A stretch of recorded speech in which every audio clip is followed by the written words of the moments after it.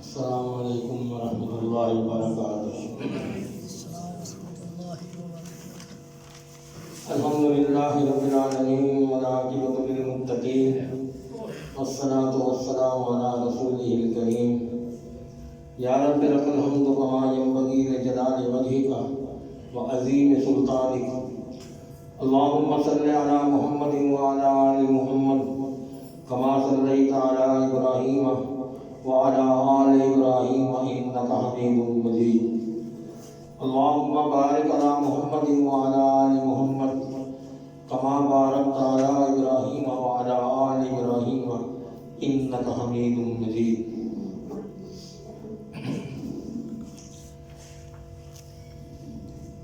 کل کے کچھ سپارہ میں ایک دو آیتیں تھیں جس کا میں چھوڑ دیا تھا، وقت کی کمی کی وجہ سے وہ آیتیں ذرا پڑھ لیتے ہیں۔ اس میں اللہ تعالیٰ نے جو مکے کے سردار تھے اور ان کو بڑا تکبر اور گھمنڈ رہتا تھا ہر وقت، تو یہ اللہ کو اس وقت پکارتے تھے جب کسی بڑی مصیبت میں گرفتار ہوتے تھے، اور جیسے ہی وہ مصیبت ختم ہو جاتی تھی تو پھر اللہ کو فوراً بھول جاتے تھے۔ تو اللہ نے یہاں یہ یاد کروایا انہیں، وَإِذَا مَسَّ الْإِنسَانَ الضُّرُّ دَعَانَا لِجَنبِهِ أَوْ قَاعِدًا أَوْ قَائِمًا فَلَمَّا كَشَفْنَا عَنْهُ ضُرَّهُ مَرَّ كَأَن لَّمْ يَدْعُنَا إِلَىٰ ضُرٍّ مَّسَّهُ كَذَٰلِكَ زُيِّنَ لِلْمُسْرِفِينَ مَا كَانُوا يَعْمَلُونَ۔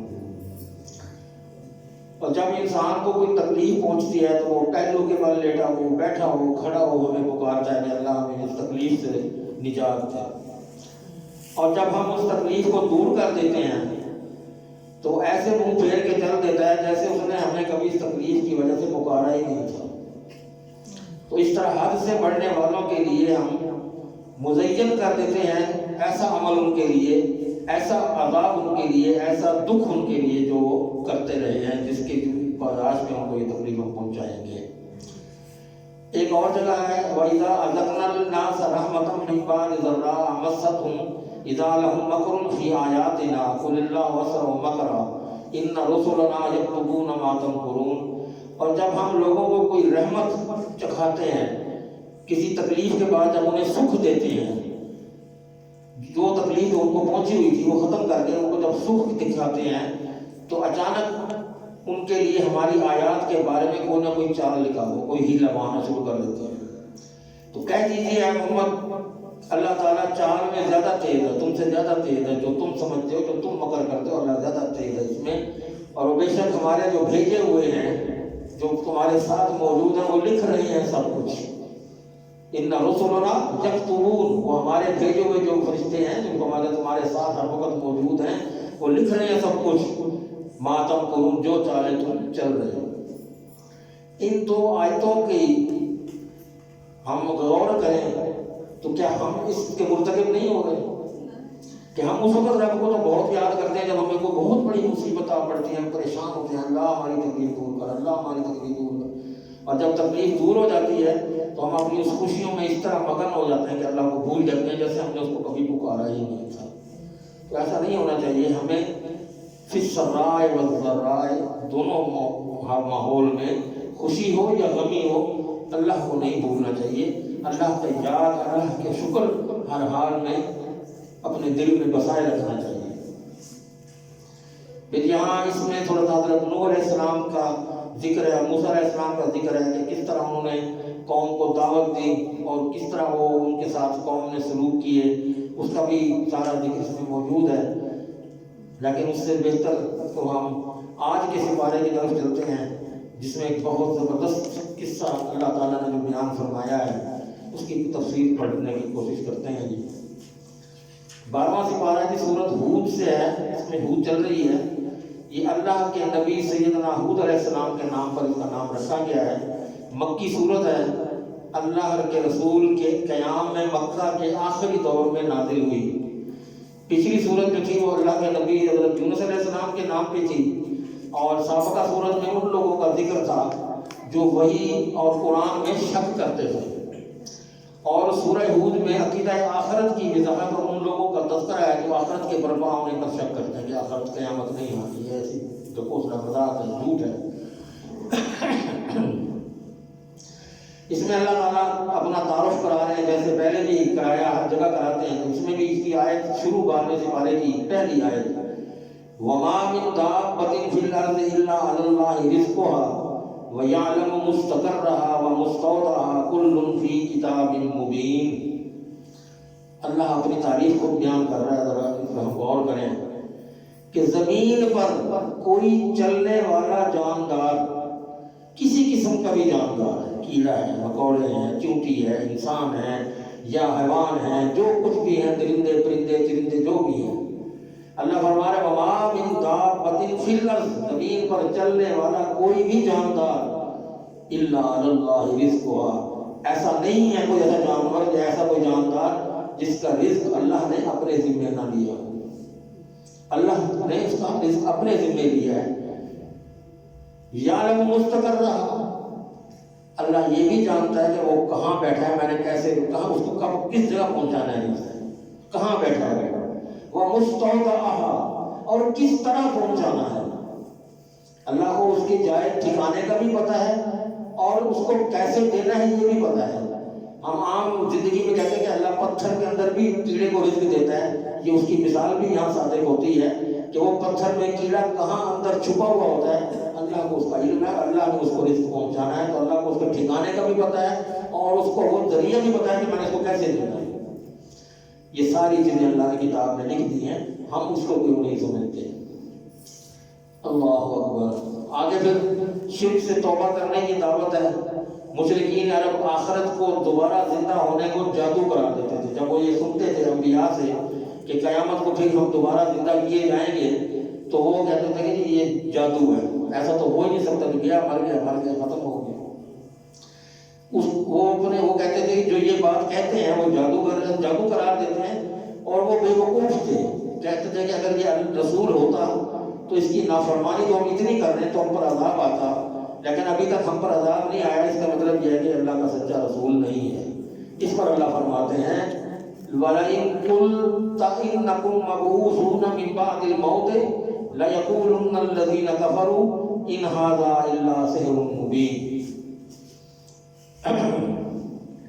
یقیناً اگر تم کہو کہ بے شک تم موت کے بعد اٹھائے جانے والے ہو، تو وہ لوگ جنہوں نے کفر کیا ضرور کہیں گے یہ تو کھلے جادو کے سوا کچھ نہیں، اور بلا شبہ اگر ہم ان سے عذاب کو ایک مقررہ یا گنی ہوئی مدت تک مؤخر کر دیں تو یہ ضرور یہ بات کہیں گے کہ اب کیا چیز ان کو روک رہی ہے، وہ کیوں نہیں عذاب آ رہا، یہ کیوں نہیں ہمیں اٹھایا جا رہا، تو یہ اس بات کو ضرور کہیں گے۔ تو سن لو جس دن وہ ان پر آئے گا اور پھر ان سے ہٹایا جانے والا نہیں ہوگا، جس دن ان کا کام مقرر میں نے کیا ہوا ہے، جب ان کی میں نے پکڑ لیا، ان کو مواخذہ کر لیا، عذاب ان پر دے دیا، پھر اس کو ہٹانے والا تو میں تو نہیں ہٹانے والا، کوئی ہے جو ہٹا سکتا ہو، تو وہ چیز انہیں گھیر لے گی اس بات سے جس کا وہ مذاق اڑایا کرتے تھے۔ تنگ دستی اور خوشحالی میں بھی اللہ تعالیٰ نے جیسے میں نے بھی ذکر کیا کہ مومن کا کردار یہ ہے کہ وہ تنگ دستی ہو یا خوشحالی ہو، ہر حال میں اللہ کا شکر ادا کرتا رہے، اللہ سے مانگتا رہے، اللہ کے آگے اپنا سجدہ کرتا رہے اور اس کی فرما برداری میں اپنی زندگی گزارے۔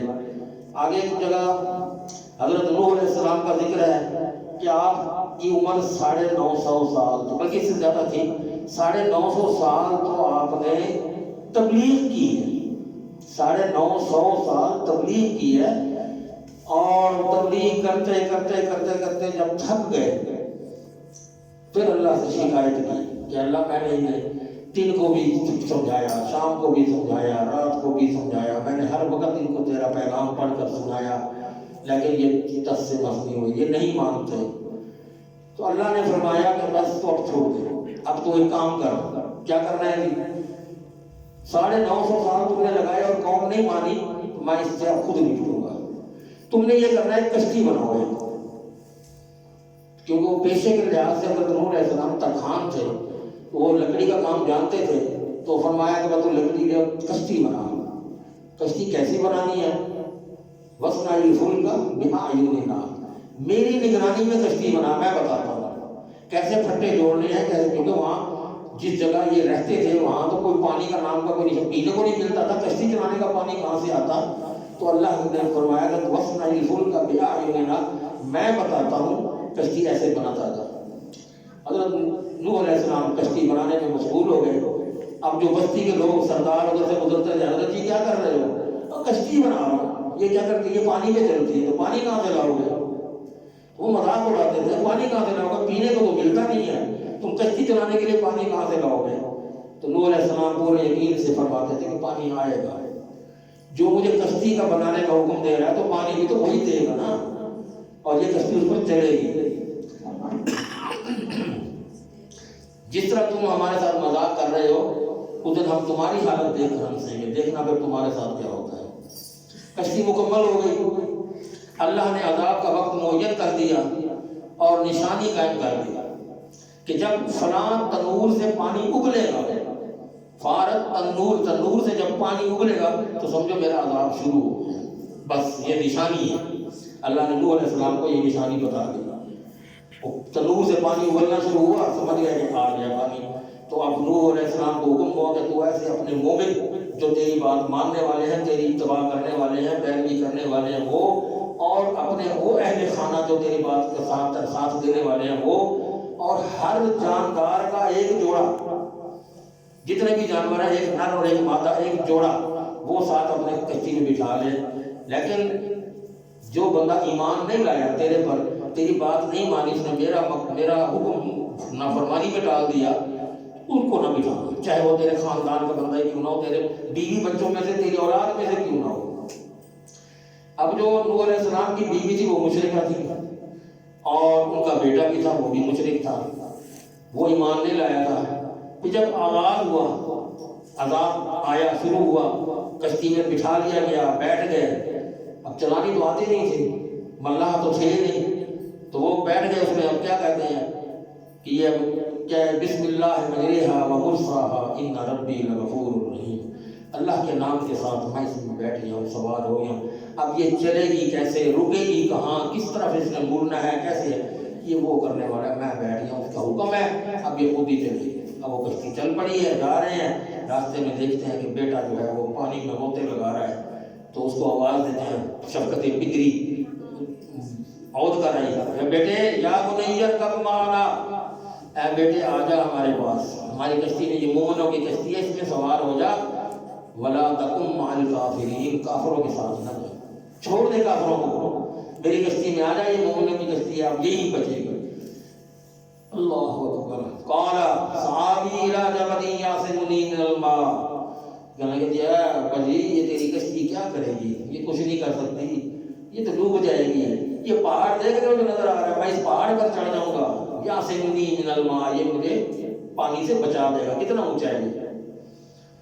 اللہ اکبر۔ تو اب آگے کیا کہتے ہیں نوح علیہ السلام، لا عاصم اليوم من امر اللہ، یہ اللہ کا امر ہے، یہ کسی کا کوئی کمال نہیں ہے، یہ اللہ کا کمال ہے، یہ اللہ کا امر ہے، اور اللہ سے اس امر سے بچانے والا کوئی بھی نہیں ہے، الا من رحم، جس پر وہ رحم کرے۔ اگر وہ کسی پر رحم کر دے تو وہ تو بچ جائے گا، ورنہ اس امر سے، اس کام سے آج کوئی نہیں بچنے والا۔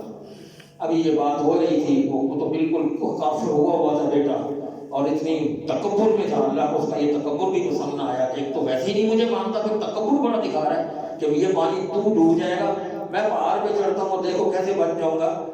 وہاں بینہم الموج، ایک موج اٹھی باپ اور بیٹے کے درمیان، جو وہ پہاڑ تھا اس پہاڑ کو بھی ڈبو دیا، فکان من المغرقین، و غرق ہو گئے۔ اللہ نے اس کو پکڑ لیا اس طرح کہ آپ دیکھ، تو جس پہاڑ پر دعویٰ کر رہا تھا کہ یہ مجھے بچائے گا، وہ پہاڑ کہاں ہے، پہاڑ تلاش کر، فکان من المغرقین، وہ غرق ہو گئے، غرق جو ہو جتنے لوگ غرق ہوئے تھے ختم ہو گئے۔ اب مفسرین میں یہ لکھا ہوا ہے، مفسرین نے بہت سے لوگ نے، کہ اب جو ہم جتنی اب دنیا چلی آ رہی ہے، یہ وہی ہے جو نوح کی کشتی میں سے سوار ہوتے ہیں، کیونکہ اس سے پہلے تو امت ختم کر دی گئی تھی، تباہ کر دی گئی تھی، وہی جو کشتی میں بیٹھے تھے یہ وہ آگے نسل در نسل چلے آ رہے ہیں۔ اب وہ کشتی چلی اور ایک جودی کے مقام پر آ کے ٹھہر گئی، اللہ نے اس کو ٹھہرا دیا، وہ پھر وہاں سے اترے، پھر آگے وہ بستی میں، بس آگے انہوں نے بستی تیار کی، پہنچے، وہاں آ کے جب بیٹھے تو نوح علیہ السلام نے کہا کہ اللہ، میرا بیٹا، تیرا وعدہ تھا کہ تو میرے بچوں کو بچائے گا، وہ میرا سکا بیٹا تھا، اسے تو بچاتا، تو اللہ نے فرمایا یا نوح انہ لیس من اہلک انہ عمل غیر صالح فلا تسألنی ما لیس لک بہ علم انی اعظک ان تکون من الجاہلین۔ اے نوح وہ تیرے گھر والوں میں سے نہیں ہے، وہ تیرا اہل نہیں ہے، تیرا بیٹا نہیں ہے، وہ اچھا کام نہیں کرتا تھا، اچھے اعمال نہیں کرتا تھا، مجھ سے اس کے بارے میں ایسا سوال نہ کرنا جی، اور ایسا کہ کوئی سوال اس قسم کا بھی نہ کرنا جس کا تجھے علم نہ ہو۔ میں تجھے نصیحت کرتا ہوں کہ اگر تم نے ایسا کیا تو تو کوئی ایسا نہ ہو جاہلوں میں سے ہو جائے، ہم تکون من الجاہلین، کہیں تو جاہل نہ ہو جائے، تجھے جاہلوں میں تیرا شمار نہ ہونا چاہے۔ آج کے بعد ایسا کوئی سوال نہ کرنا جس کے بارے میں تو اس طرح پوچھ رہا ہو۔ نوح علیہ السلام نے فوراً معذرت کی، فرمایا رب انی اعوذ بک ان اسألک ما لیس لی بہ علم والا تغفر لی وترحمنی اکن من الخاسرین۔ اے میرے رب، بے شک میں تجھ سے پناہ مانگتا ہوں تجھ سے اس بات کا کہ تجھے ایسا سوال کروں جس کا مجھے علم نہیں، اگر تو نے مجھے نہ بخشا اور مجھ پر رحم نہ کیا تو میں خسارہ پانے والوں میں سے ہو جاؤں گا۔ اب جب عذاب ختم ہو گیا، اللہ نے اپنا کام مکمل کر دیا، نافرمانوں کو برباد کر دیا، ڈبو دیا، ختم کر دیا، وہ تباہ و برباد ہو گئے۔ تب اب اس میں یہاں تفصیل ہم نہیں پڑھ سکے، تفصیل یہ تھی کہ پانی ایسا پانی نہیں تھا کہ جیسے ہم کوئی ٹوٹی کھولتے ہیں، اس طرح کا پانی نہیں تھا۔ آسمان کے ہم اللہ فرماتے کہ میں نے دہانے کھول دیے تھے، آسمان سے ایسے پانی اڑل رہا تھا جیسے بہت بڑا سمندر اوپر سے نیچے گر رہا ہے، اور زمین پوری زمین جہاں تک انسان آباد تھے پانی اگل رہی تھی، آسمان سے گر رہا تھا، زمین سے نکل رہا تھا، اتنا پانی تھا۔ اب اللہ نے جب اپنا کام پورا کر لیا تو اللہ نے پھر کیا کہا وکیل یا ارض ابلعی ماءک، اور زمین جو پانی تو نے باہر نکالا تھا واپس پی جا۔ اللہ اکبر، زمین کو اللہ حکم کرے تو کیا اللہ تو حکم کون کہنا اور کام ہو جانا۔ وَيَا سَمَاءُ وَاقْلِعِي وَغِيضَ الْمَاءُ، اور اے آسمان تو بھی اپنا پانی واپس کھینچ لے جو تو نے اوپر سے اڑیلا تھا۔ وَقُضِيَ الْأَمْرُ، اور اللہ نے اپنا کام یہاں پورا کر کے دکھا دیا۔ وَاسْتَوَتْ عَلَى الْجُودِ وَقِيلَ بُعْدًا لِقَوْمِ الظَّالِمِينَ، اور وہ جودی کو ایک مقام ہے، وہاں جا کے کشتی ٹھہری اور کہا گیا کہ اب ظالموں سے آپ لوگ دور ہو چکے ہیں، اب یہاں آپ اپنا بستی بسائیں۔ آگے پھر حضرت ہود علیہ السلام کی پھر بعد سے ان کی قوم کی پھر بد دعا تھی، وہ کیا نہیں مانتے تھے، شرک کرتے تھے، اپنے آپ کی طرف بھی بھائی بھیجا۔ تفصیل پھر میرے پاس ٹائم بڑا کم ہوتا ہے، آج سورت شروع کر دی ہے جناب قاری صاحب محترم نے، سورت یوسف، اور یوسف وہ سورت ہے جو میرے خیال میں تو ہر ایک بندے کو، مجھے تو خاص طور پر، اور اللہ نے بھی اس سورت کے بارے میں فرمایا نحن نقص علیک احسن القصص، میں اس قرآن کے تمام خوبصورت قصوں میں سے سب سے زیادہ خوبصورت قصہ تجھے سنا رہا ہوں۔ اللہ تعالیٰ نے وہ سورت جو ہے اس میں پورا صرف یہی مقام ہے جہاں حضرت یوسف علیہ السلام کا ذکر ہے، پھر اس میں حضرت شعیب علیہ السلام کا بھی ذکر تھا، اس میں صالح علیہ السلام کا بھی ذکر تھا، لوط علیہ السلام کا بھی ذکر ہے۔ تفصیل اتنی کی جائے کم ہے۔ فَأَقَرُوهَا، یہاں سب صالح علیہ السلام کو انہوں نے قوم والوں نے کہا کہ اگر آپ اللہ کے سچے نبی ہیں تو یہ پہاڑ کھڑا نا سامنے، اس میں سے اپنے رب کو کہیں اونٹنی نکال کے دکھائیں، تو وہ پہاڑ میں سے اللہ نے اونٹنی پیدا کر دی۔ وہی قوم جو کہہ رہی ہے اچھا اس کو نبی کی بات مان گئی تھی، نبی نے کہا کہ وہ یہ کہہ رہی ہے قوم اچھا میں کر کے دکھاتا ہوں، پہاڑ میں سے وہ دیر ہیکل قسم کی اونٹنی پیدا ہو گئی، وہ آ گئی۔ تو اب وہ دیکھیے، اب وہ تو کیا جدھر جاتی وہ پھرتی، اتنی بڑی اونٹنی تھی، جہاں جاتی وہ جتنا چاہا تھا کھا جاتی، جتنا پانی تھا پی جاتی۔ تو وہ قوم بیٹھی رہتی کہ ہاں جی ہمارا تو سب کچھ یہ کھائے جا رہی ہے، تو یہ کیا عذاب آ گیا۔ فرمایا کہ اس کو اللہ کو کہیں اس کو واپس لے جائیں گے، اب تم نے مانگا تھا سنبھالو اسے۔ اب وہ کیا کیا انہوں نے اس کی ٹانگیں کاٹ دی تاکہ یہ نہ چل سکے نہ کہیں جا سکے، نہ پانی کی طرف نہ کھانے کی طرف۔ پھر اللہ نے ان پر یہ عذاب دیا تھا۔ اس طرح کے بڑے واقعات ہیں جو اب وقت کی قلت جو ہے ہمیں نہیں اجازت دیتی۔ حضرت لوط علیہ السلام کا واقعہ بھی اس میں بیان کیا گیا ہے، ان میں جو بہت ساری اخلاقی برائیاں تھیں، ایک جو سب سے بڑی برائی تھی جس کی وجہ سے وہ پکڑے گئے تھے وہ تھی مردوں کے ساتھ جنسی خواہش کا پورا کرنا، ہم جنس پرستی مردوں میں، اس کی اس قوم کو علت پڑ چکی تھی علام بازی کی۔ تو اللہ نے حضرت لوط علیہ السلام کو بھیجا کہ بھی یہ ابراہیم علیہ السلام کے بھتیجے تھے کہ جاؤ اپنی قوم کو سمجھاؤ، ان کو اس حرکت سے منع کرو۔ تو جب وہ آئے سمجھانے کے لیے تو وہ بات نہیں آئے، تو کچھ ایسے لوگ جو بڑے زور آور تھے انہوں نے دیکھا وہ جو فرشتے آئے تھے وہ انسانی شکل میں خوبصورت لڑکوں کی شکل میں آئے تھے. وہ ان کے پیچھے پیچھے چل پڑے. یہ بھائی بڑے خوبصورت لڑکے ہیں بھائی، ان کے ساتھ آج ان کو پکڑا جائے، ان کے ساتھ اپنی حوث پوری کی جائے. تو وہ آئے حضرت لوط علیہ السلام کے پاس پہنچے تو انہوں نے کہا کہ ہم آپ کے مہمان ہیں. اب ان کے لیے وہ کھانا وغیرہ بنوایا کیا، لیکن وہ کھانا نہ کھائیں. لوط علیہ السلام بڑے پریشان ہو گئے کہ یہ، کیونکہ وہاں رواج تھا عربوں میں یہ خاص طور پر کہ اپنے دشمن کے گھر کا کھانا نہیں کھایا جاتا تھا. اب وہ کھانا پکوا کے اللہ کے نبی لے آئے ہیں، وہ رکھا ہوا ہے، وہ کھا نہیں رہے تو وہ پریشان ہو گئے، یہ لگتا ہے یہ دشمن ہے. یہاں سے یہ پتا کہ کوئی نبی بھی عالم الغیب نہیں تھا. اگر ان کو پتا ہوتا کہ یہ فرشتے ہیں تو کھانا کیوں پکوا کے رکھتے ان کے لیے؟ وہ کھانا رکھا ہوا ہے، وہ نہیں کھا رہے، پریشان ہو رہے ہیں. تو پھر وہاں پر فرشتوں نے کہا کہ ہم تجھے پتہ ہے کہ ہم نہیں کھاتے نہ پیتے ہیں، ہم تو صرف تیرے اللہ کی طرف سے بھیجے گئے ہیں اور تجھے یہ پیغام دینے آئے ہیں کہ تیری قوم اب تیری بات نہیں مان رہی. وہ جو بندے آئے تھے وہاں میں بات پھر آگے چلی گئی ہے، وہ جو آئے تھے انہوں نے حضرت لوط علیہ السلام نے ان کے آگے ہاتھ جوڑے کہ تو اللہ کے واسطے چلے جاؤ، یہ میرے مہمان ہیں. اگر تم بہت زیادہ اتنے بدتمیز ہوئے کھڑے ہو، اتنا وہ جوش میں آیا ہوا ہے، تو میری بیٹیاں ہیں ان سے نکاح کرو، لے جاؤ، اپنی حوث پوری کرو، ان کو نہ کچھ کہو، میرے مہمان ہیں. کیا اللہ مجھے کیا کہے گا تیرے پاس مہمان آئے تھے تو ان کو نہیں سنبھال سکا؟ تو انہوں نے کہا کہ تجھے تو پتہ ہے تیرے جو بیٹیاں ہیں ہمارے کس کام کی، ہمارا تو وہ لائن ہی نہیں ہے، ہماری تو لائن یہ ہے جو تیرے پاس یہ بیٹھے ہوئے ہیں، ہم تو ان کو لینے آئے ہیں، ہم تو ان کے ساتھ اپنا منہ کالا کریں گے. پھر اس پر اللہ نے کہا اب چھوڑ دے، اب ان کو بتا دے کہ رات انتظار کر لے، صبح نہیں ہوگی، صبح ہی ختم ہوں گے.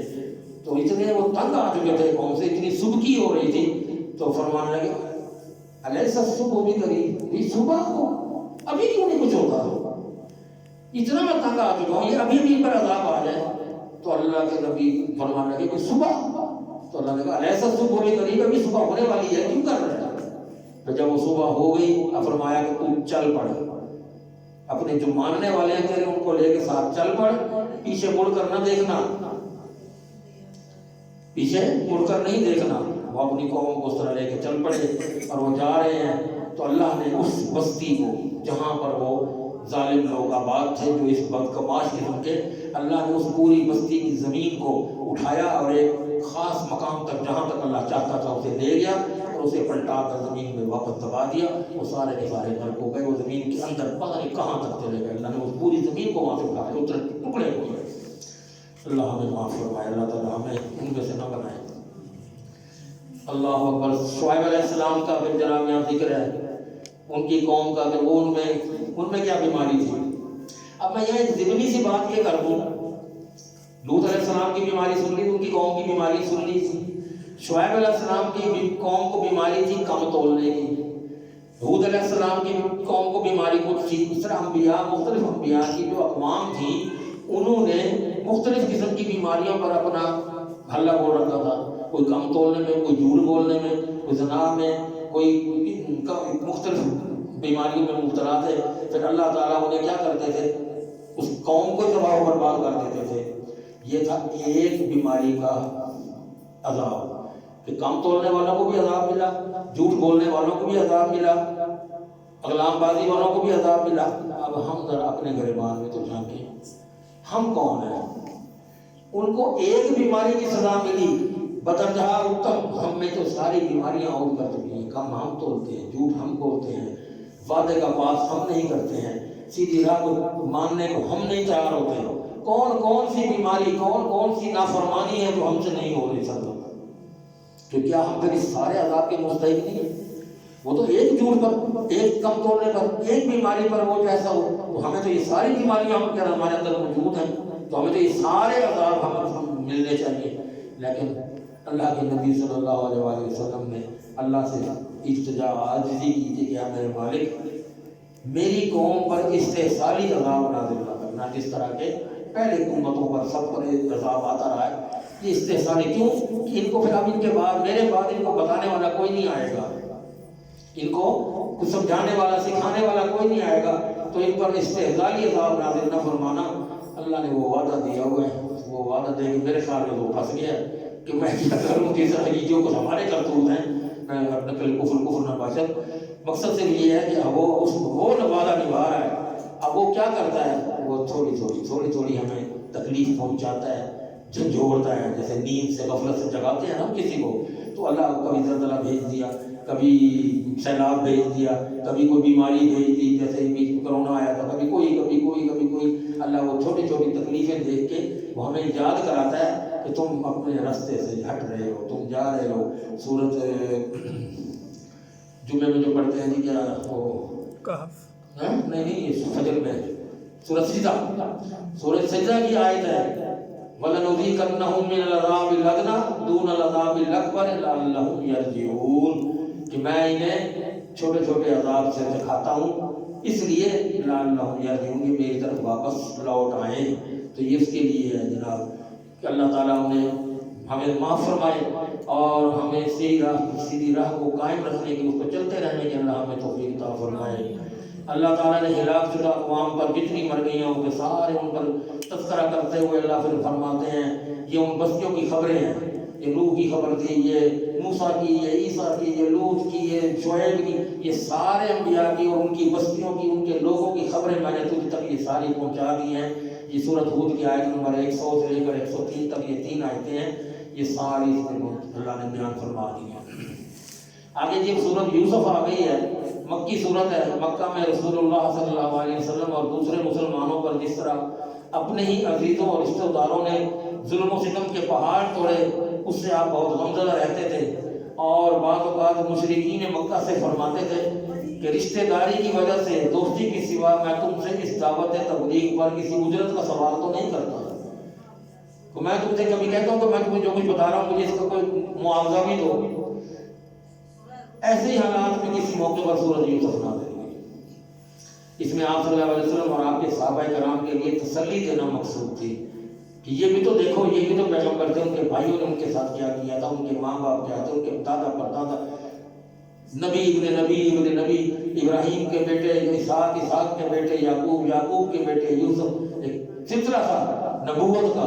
تو اللہ نے پھر ان کو تسلی دینے کے لیے یہ سورت نازل فرمائی، اور ساتھ یہ بھی کہا کہ میں یہ قرآن کے تمام قصوں میں سب سے خوبصورت قصہ تجھے سنانے لگا ہوں، اور قرآن کو میں نے جو نازل کیا عربی زبان میں، یہ بہت آسان ہے، اس کو سمجھنے کی کوشش کرو، اس کو سمجھو، جو میری بھی یہی دعوت ہے کہ قرآن کو سمجھو۔ اب اگر سورۃ یوسف جو ہے لفظ بلفظ اس کا ترجمہ کر کے سمجھا جائے اس واقعے کو، بہت وقت چاہیے، 2-3 دن بھی لگ سکتے ہیں، 2 دن تو کم از کم لگ سکتے ہیں، نہیں پوری ہو سکتی۔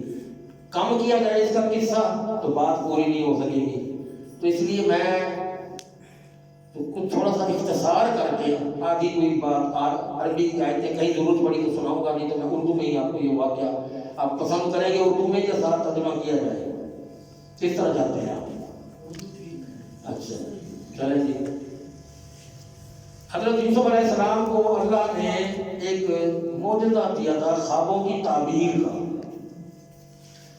آپ نے خواب دیکھا بچپن میں کہ 11 ستارے، سورج اور چاند مجھے سجدہ کر رہے ہیں، تو حضرت یعقوب علیہ السلام نبی سے اپنے باپ سے انہوں نے یہ بات کی، تو وہ فوراً سمجھ گئے کہ یہ میرا بیٹا کوئی بڑا آدمی بنے گا، اس لیے احتیاطاً کہا کہ اے میرے بیٹے اپنا خواب اپنے بھائیوں سے ذکر نہ کرنا، کیونکہ یوسف علیہ السلام کے 10 بھائی اور تھے جو سوتیلے تھے، ماں اور تین کی اور ماؤں سے تھے، تو یہ یعقوب علیہ السلام نے جو خود یہ 2 حقیقی بھائی ایک ہی والدہ سے تھے، وہ حضرت یوسف اور بنیامین تھے، 10 بھائی اور ماؤں سے تھے، وہ ہر وقت چاہتے اللہ کے نبی صلی اللہ علیہ وسلم کو ان 2 بھائیوں سے زیادہ، ان 2 بیٹوں سے زیادہ پیار تھا، یوسف اور بنیامین سے، تو وہ باقی جو بھائی تھے وہ رہتے تھے اس بات میں خفگی میں کہ یہ اللہ کے نبی، یہ بنا ہمارا باپ جو ہے ہمارے ساتھ اتنا پیار نہیں کرتا جتنا ہمارے دوسرے بھائیوں سے کرتا ہے، تو ہر وقت وہ اسی توہ میں لگے رہتے کہ کسی نہ کسی طریقے سے ہم ان کو نقصان پہنچائیں۔ تو اسی لیے انہوں نے کہا کہ میرے بیٹے اپنا خواب اپنے بھائیوں کے سامنے ذکر نہ کرنا، ورنہ وہ تیرے لیے کوئی تدبیریں کرنے لگ جائیں گے اور بہت بری تدبیریں سوچیں گے، بے شک وہ شیطان جو ہے ان کو بہکائے گا، اور وہ شیطان انسان کا کھلا دشمن ہے، اور اسی طرح تیرا رب تجھے چنے گا اور تجھے باتوں کی اصل حقیقت سمجھانے میں کچھ بھی کمی نہیں چھوڑے گا، سب کچھ تجھے سکھائے گا اور اپنی نعمت تجھ پر اور آل یعقوب پر پوری کرے گا، جیسے اس نے اس سے پہلے وہ تیرے دونوں باپ دادا ابراہیم اور اسحاق پر پوری کی، بے شک تیرا رب سب کچھ جاننے والا ہے۔ اب بھائیوں نے حضرت یوسف علیہ السلام کو قتل کرنے کا پروگرام بنایا کہ اس کو راستے سے ہٹائیں، قتل کریں تاکہ ہمارا راستہ کھل جائے اور ابا ہمارے ساتھ پیار کرے زیادہ، تو انہوں نے پروگرام بنایا کہ اس کو یا تو قتل کر دیں یا کسی ویران کسی جگہ پہ پھینک آئیں تاکہ یہ واپس ہی نہ آ سکے۔ تو ان میں سے ایک بھائی نے کہا کہ یار نہیں، اس کو ایسا نہ کرو، اس کو لے جاؤ، یہ پتہ نہیں وہاں ویران جگہ تو پھر کہیں آ جائے واپس، ایسا کرو کسی جو ہے نا ویران کنویں میں پھینکو۔ غیابۃ الجب کا لفظ ہے کہ ایسے کنویں میں جہاں پانی جب نہیں آتا، استعمال نہیں ہوتا، تو وہاں اس کو پھینکو۔ اب وہ تعبیریں کرنے لگے کہ ابا جان ہم بھی تو آپ کے بیٹے ہیں، آپ ہماری طرف توجہ نہیں دیتے، آپ زیادہ توجہ وہ دونوں یوسف اور بنیامین کی طرف ہی دیے رکھتے ہیں، ہمارا خیال ہم چاہتے ہیں، ہم بڑی جماعت ہیں، 10 بھائی ہیں، ہم آپ کے دستے بازو ہیں، آپ ہم پر اعتبار کریں، یوسف کو ہمارے ساتھ بھیجا کریں، یہ کھیلے کودے جائے پھرے ہمارے ساتھ، تو ہمیں موقع دیا کریں اس کو۔ تو انہوں نے کہا کہ جی میں ایسا سمجھتا ہوں کہ تم اس سے جو ہے نا دور ہو جاؤ گے، اس کا خیال نہیں کر پاؤ گے، اور میں اس سے کہیں نقصان نہ کر بیٹھوں، اس لیے میں تمہارے ساتھ نہیں بھیج سکتا۔ انہوں نے کہا نہیں، کیا آپ کو کیا ڈر ہے کہ تم اس کو لے جاؤ کھیلنے اور کہیں بھیڑیا اس کو کھا گیا تو میں تو پھر بیٹھتا رہ گیا، دیکھتا رہ گیا، تم کیا کر لو گے؟ اگر ویسے بھیڑیا کھا جائے گا، ہم 10 بندے ہیں، ہم جوان کڑیل ہیں، طاقتور ہیں، ہم اس کا مقابلہ کریں گے۔ دل میں تو بے ایمانی تھی، اللہ کے نبی نے باتوں میں آ گئے، اچھا جی لے جاؤ۔ اب وہ لے گئے، وہاں جا کے انہوں نے اس کو کنویں میں گرا دیا، کنویں میں گرا کے اب گھر واپس آ گئے۔